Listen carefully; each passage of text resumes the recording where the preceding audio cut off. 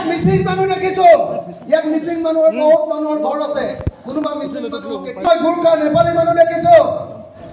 নেপালী মানুহবিলাকক বসুন্ধৰা আঁচনিৰ অধীনত এতিয়ালৈকে মাটিৰ পট্টা দিলে নেকি নাই দিয়া ইয়াত বড়ো মানুহ আছে দিলে নেকি জাগোনত দিলে নেকি নাই দিয়া তেতিয়াহ'লে হিমন্তক কেলে জাপ মাৰি চুমা খাবলৈ যাব হয়নে নহয় এইবোৰ একদম মিছা কথা হিমন্তৰ দিনত আমাৰ প্ৰত্যেকজন অসমৰ মানুহৰ অৱস্থা বেয়া হৈছে ভাল অকল কৈছে আমাজন কোম্পানী ফ্লিপকাৰ্ট কোম্পানী বিশাল কোম্পানী আৰু ভাল হৈছে হিমন্তৰ ঘৈণীয়েকৰ হয়নে নহয়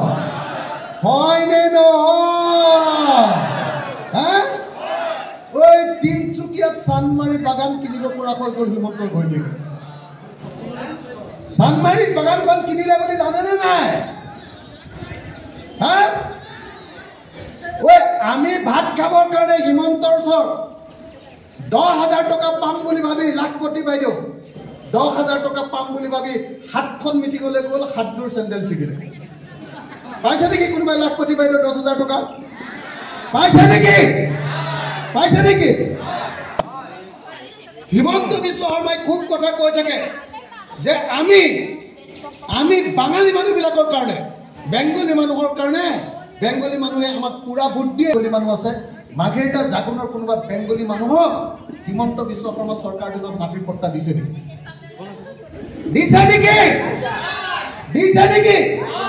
বেংগলী মানুহবিলাক হিমন্ত বিশ্ব শৰ্মাৰ দিনত বেছিকে অসমীয়া মানুহৰ ওচৰত বেছিকে আগতে যদি শান্তিত আছিলে এতিয়া বেছিকে কাজিয়াহে লগাই দিছে হয়নে নহয় কওক কাৰো শান্তি নাই এখন চৰকাৰৰ দিনত শান্তি অকল হিমন্ত বিশ্ব শৰ্মা শান্তি অকল পিজু হাজৰিকা শান্তি অকল ভাস্কৰ শৰ্মা আৰু শান্তি অকল হিমন্ত বিশ্ব শৰ্মাৰ ঘৈণীয়েক ৰিণিকী ভূঞা শৰ্মাৰ বাহিৰে আন কাৰো শান্তি নাই হয়নে নহয় আপোনালোকে সঁচা কথা কওক হয়নে নহয় হয় গতিকে মই আপোনালোকক এটা কথা ক'বলৈ আহিছোঁ যদি সঁচাকৈ সমাজখনৰ শান্তি লাগে মই মুছলমানৰ কথা নকয়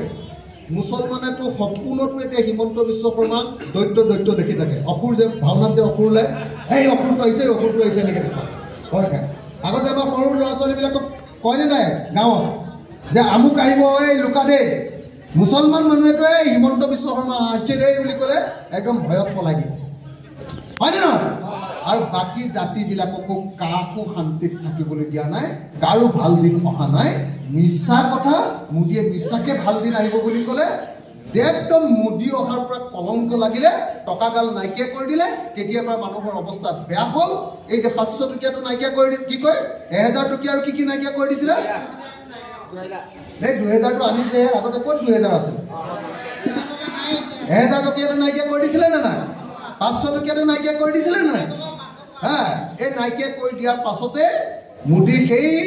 কামটোৰ পিছৰ পৰা গোটেই ভাৰতৰ অৱস্থা বেয়া তাৰ পাছত মই অলপ আগতে যে কৈছোঁ অসম চৰকাৰে যে দৰমহা দিব পৰা নাই হিমন্তই যে চাকৰিয়ালকো দৰমহা দিব পৰা নাই 4টা কিস্তি ডিএ এলাউন্স দিবলগীয়া কৈছে ডিএলএছ এলাউন্স দিবলগীয়া হৈছে কেলে